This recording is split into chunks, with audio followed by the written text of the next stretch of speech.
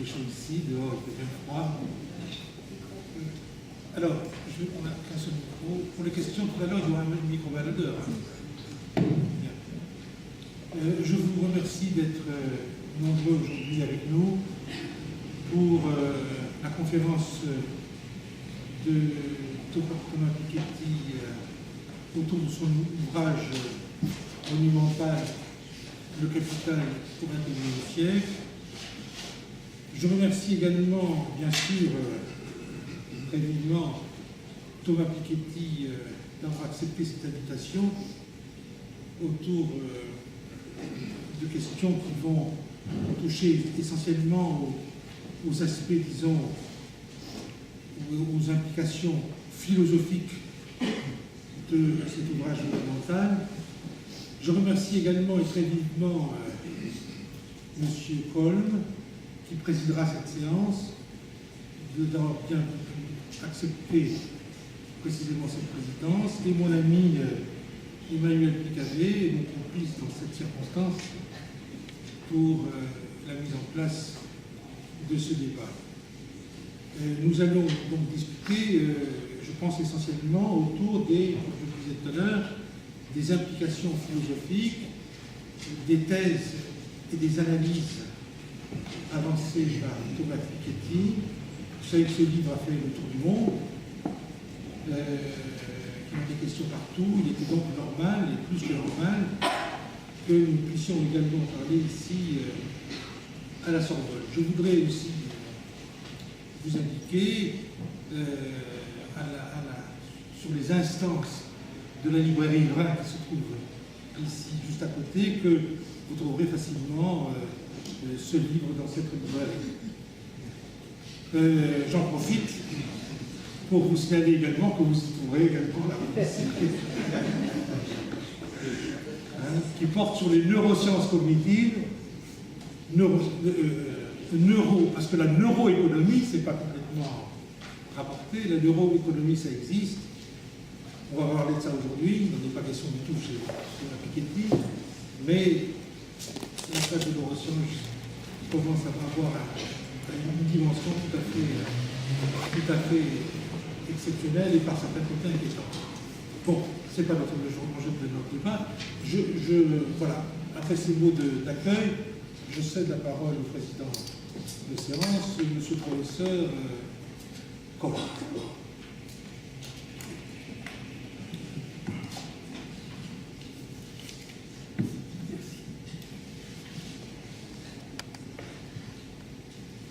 Certaines inégalités, même très fortes, sont tout à fait justifiées, en particulier parmi celles qui sont dues au mérite provenant du travail avec des dons et de bonnes idées. Surtout si, en outre, le produit est important pour l'utilité commune, comme le disent les préambules de toutes les constitutions de la République républicaine française. C'est en particulier le cas de l'inégalité de la notoriété, de l'estime et de l'acclamation mondiale parmi les économistes et les chercheurs. Nous recevons donc ici notre 0,001% qui, à lui seul, est en quelque sorte les 200 familles qui trustent à juste titre la presque totalité de cette richesse sociale mondiale, de la richesse sociale mondiale, de la gloire scientifique. Sa présentation choisira de ne pas dépasser environ 1 heure, et elle sera suivie par celle des deux initiateurs de cette réunion, le directeur de la revue de philosophie économique Emmanuel Piketty,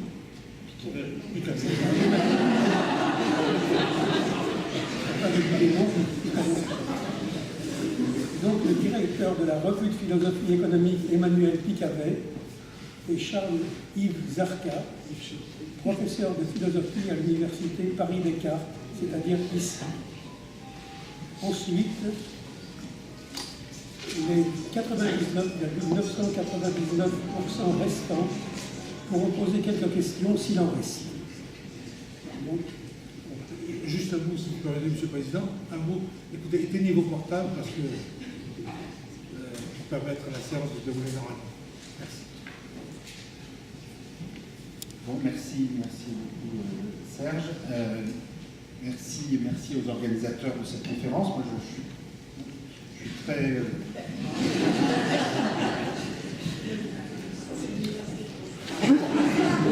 je suis très heureux, évidemment, de pouvoir débattre aujourd'hui de ce livre. Donc, j'ai la chance de connaître Emmanuel qui avait depuis très longtemps, puisqu'on a suivi des cours de DEA d'économie ensemble il y a un peu plus de 20 ans, donc ça remonte à loin. Et je connais Serge aussi depuis la même époque, et je suis très content de pouvoir répondre à l'invitation de Charles Zarka et de pouvoir débattre aujourd'hui de ce travail. Donc je vais essayer de ne pas être trop long pour qu'on ait quand même surtout le temps de débattre et puis un exposé comme ça trop long. Je suis plutôt habitué à montrer des diapositives, des résultats, bon, mais là on va... Non, on avait prévu de faire ça comme ça, et c'est un bon exercice de pouvoir parler de façon plus générale et moins technique peut-être des résultats obtenus.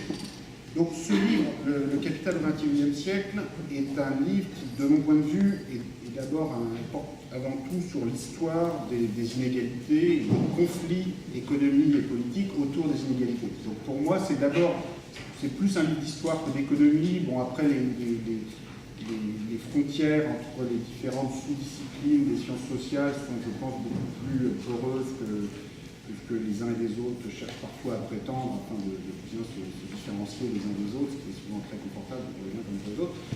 Mais en vérité, ces frontières sont assez arbitraires. Je pense que s'il fallait choisir une discipline, ce livre serait plus proche d'un livre d'histoire, mais je pense que ces questions de frontières m'intéressent finalement assez peu. J'essaye dans ce livre de rassembler des matériaux historiques sur l'histoire de la répartition des revenus et des patrimoines, mais pour étudier les conflits posés par la question de l'inégalité, de la répartition des richesses.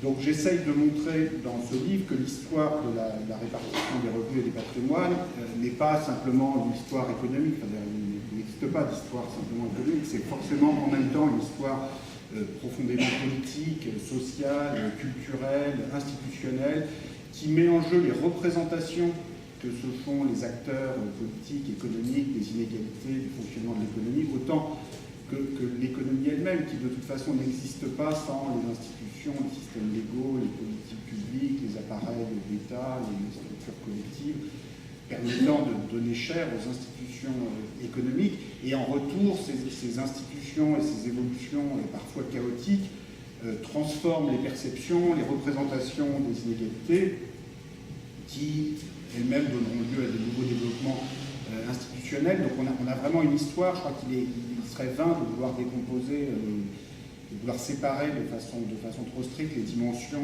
économiques, politiques, sociales, culturelles de cette histoire. Je pense aussi que les conflits sur la question des inégalités portent souvent moins sur des principes, des différences de principes philosophiques abstraits qui, à un niveau général, sont souvent, peuvent faire l'objet d'un certain consensus, et que les conflits portent souvent davantage sur la façon concrète dont ces principes abstraits peuvent se traduire en programme d'action, en politique concrète, quelle est l'ampleur des réductions d'inégalités qui est souhaitable, possible de réaliser. Donc c'est quand les choses deviennent un peu plus concrètes et tangibles que les conflits se font chers, et qu'au niveau des principes abstraits, j'ai tendance à considérer que, comme le rappelait Serge à l'instant, cette première phrase cette seconde phrase de l'article 1 de la Déclaration des droits de 1789, donc la première phrase définit un principe d'égalité absolue, les hommes naissent et demeurent libres et égaux en droit, et immédiatement la deuxième phrase introduit la possibilité de l'inégalité, puisqu'il dit les distinctions sociales ne peuvent être fondées que sur l'utilité commune. Donc on commence par dire c'est l'égalité absolue, mais immédiatement la possibilité de distinction sociale apparaît dès la deuxième phrase, à condition que ces inégalités soient dans l'utilité commune. Après, on peut commencer à se disputer sur à partir de quand les distinctions sociales sont effectivement dans l'utilité commune ou pas, mais l'affirmation du principe abstrait que l'inégalité est possible si elle est dans l'intérêt général de l'utilité commune. On la retrouve dans des traditions philosophiques et politiques extrêmement différentes. Certains l'ont associé beaucoup plus tard sur un autre continent le principe défendu par John Rawls, mais on le trouve affirmé au moment de la Révolution française presque 2 siècles plus tôt. Donc dans des traditions philosophiques, politiques très différentes, on observe des principes qui ne sont pas rigoureusement les mêmes, mais qui quand même ont un degré de parenté assez proche. Et je pense que le pari que je fais dans cette recherche, dans ce travail, c'est de dire que ces principes et les conflits qui en découlent, il faut les étudier d'abord concrètement, matériellement, dans leur développement historique, institutionnel, propre à chaque pays, propre à chaque histoire nationale, avec en même temps des effets croisés d'apprentissage très forts, parce que les questions d'argent, les questions d'inégalité ne sont pas simplement des questions d'argent, c'est aussi des questions d'honneur, où les gens vont mettre des représentations qui se font d'eux-mêmes. Être pauvre, être riche, ça a des implications sur beaucoup de représentations sociales. Et c'est vrai aussi au niveau des pays. On voit aujourd'hui dans les représentations que la France fait d'elle-même par rapport à l'Allemagne, et on le voit à travers toute l'histoire, où chaque pays essaye de se raconter une histoire sur pourquoi il est riche, pourquoi il est pauvre, pourquoi ça a marché, pourquoi ça n'a pas marché. Et ces effets croisés d'apprentissage prennent parfois des raccourcis un peu audacieux et pas très convaincants quand on regarde ça de très loin. Et en même temps, voilà, les acteurs font ce qu'ils peuvent avec ce qu'ils observent, ce qui est souvent pauvre.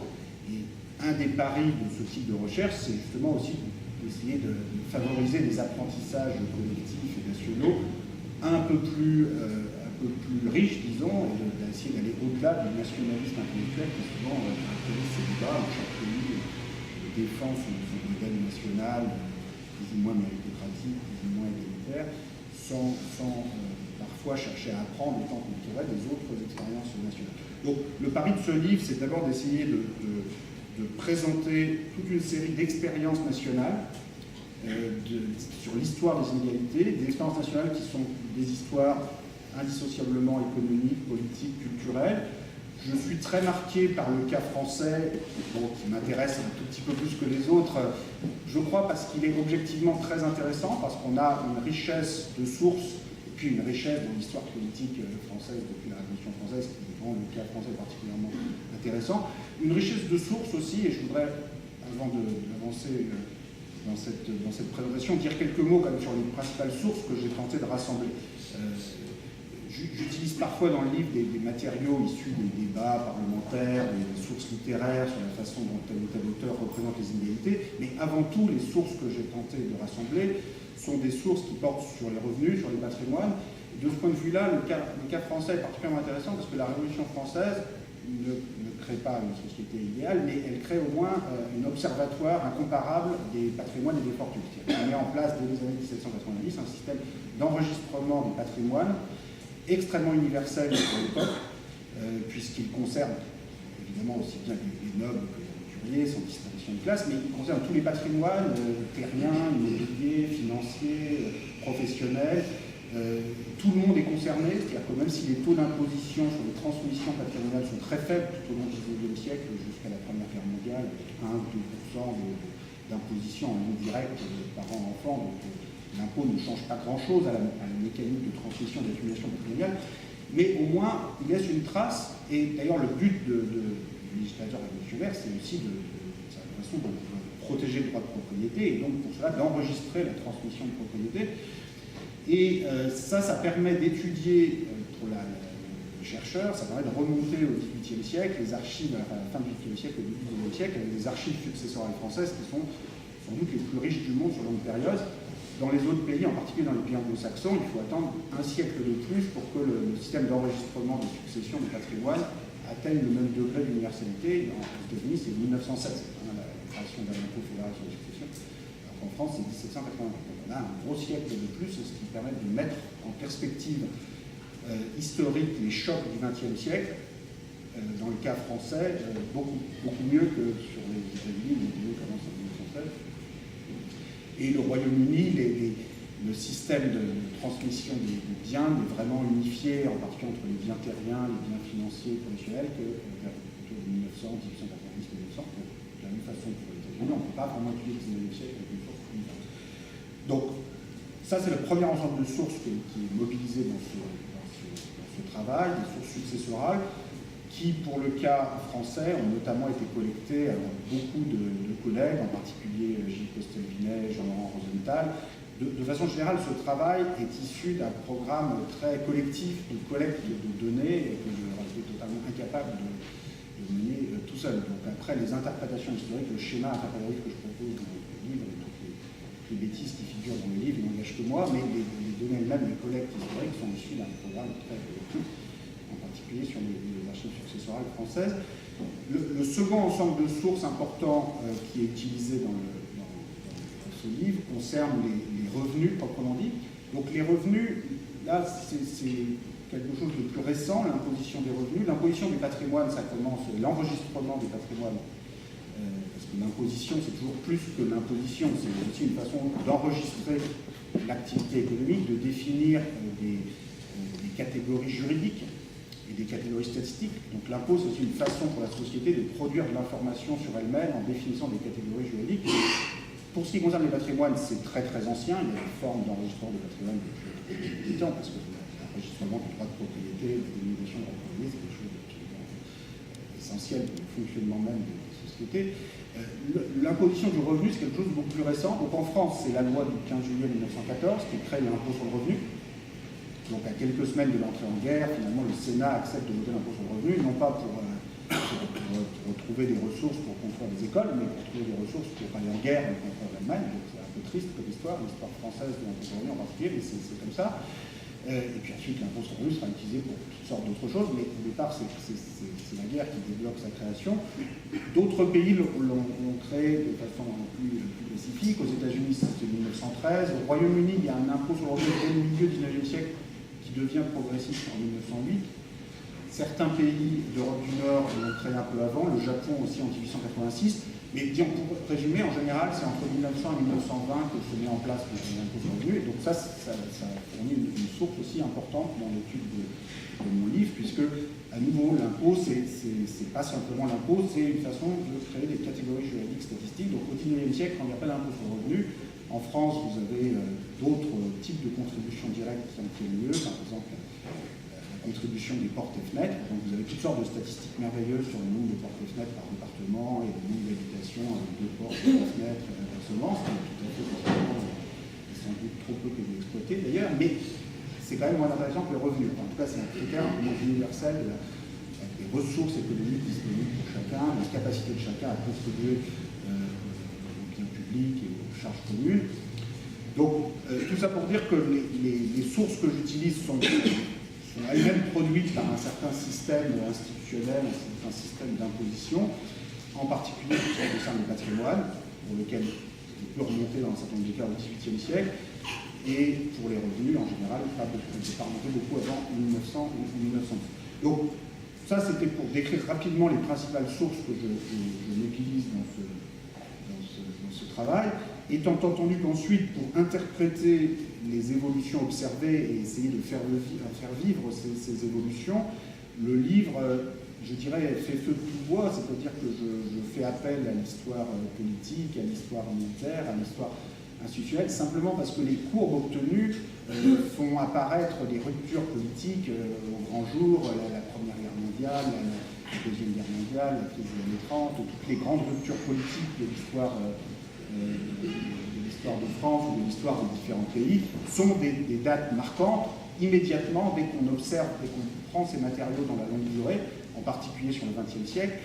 Il est impossible d'écrire une histoire purement économique des revenus et du patrimoine. C'est une histoire qui est immédiatement politique, au sens fort, et en particulier la réduction des inégalités au XXe siècle a d'abord été la conséquence des chocs violents produits par la Première Guerre mondiale, la crise des détentes, la Deuxième Guerre mondiale, et des nouvelles institutions sociales, politiques, fiscales, mises en place à la suite de ces chocs, mais qui, jusqu'à l'arrivée de ces chocs, étaient très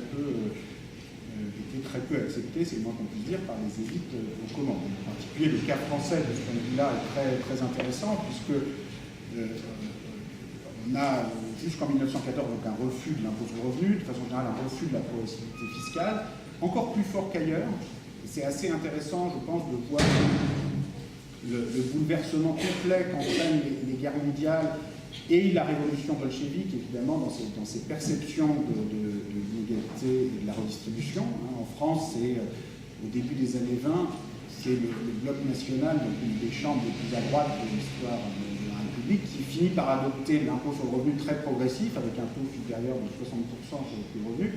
Et ce sont exactement les mêmes parlementaires qui refusaient l'impôt sur le revenu à 2% en 1914, 6 ans plus tôt. Que s'est-il passé? Bon, c'est pas simplement que les finances publiques sont en état désastreux, c'est que la guerre a totalement transformé les perceptions. La révolution bolchevique, évidemment, a contribué à ce qu'un certain nombre d'élites dans les pays d'Europe de l'Ouest se disent que finalement, l'impôt progressif par rapport à l'expropriation, c'est peut-être une solution plus souhaitable. Et donc, on a une transformation complète des perceptions, alors que jusqu'en 1914, les élites républicaines françaises, du centre-droit, du centre-gauche, qui sont aux commandes de la République, considèrent dans le fond que l'impôt progressif n'est pas vraiment nécessaire. Et en particulier, c'est très intéressant de voir dans ce jeu croisé d'identité nationale et de représentation que chaque pays se fait de lui-même, à quel point les élites françaises ont une tendance à ce moment-là à insister sur le fait que la France ayant fait la grande révolution française, eh bien, d'une certaine façon, ça suffit. Et comme on a créé l'égalité juridique face au droit de propriété, on n'a plus d'aristocratie terrienne, finalement, l'égalité est déjà là. Et donc, à quoi bon s'embarrasser de cet impôt progressif et spoliateur? Le Royaume-Uni, lui, en a bien besoin, puisque c'est une société aristocratique avec une grande fortune terrienne, un impôt progressif sur le revenu, la succession est hautement souhaitable. Mais nous, pays de petits propriétaires, rendus égalitaires grâce à la Révolution, on en a besoin. Sauf que dans les archives que je constate que la France de 1913-1914 est tout aussi inégalitaire que le Royaume-Uni de 1913-1914, pour une raison simple, c'est que les fortunes terriennes ne comptent plus depuis longtemps, à ce moment-là, représentent moins de 5% de la forte fortune nationale, du patrimoine national au Royaume-Uni.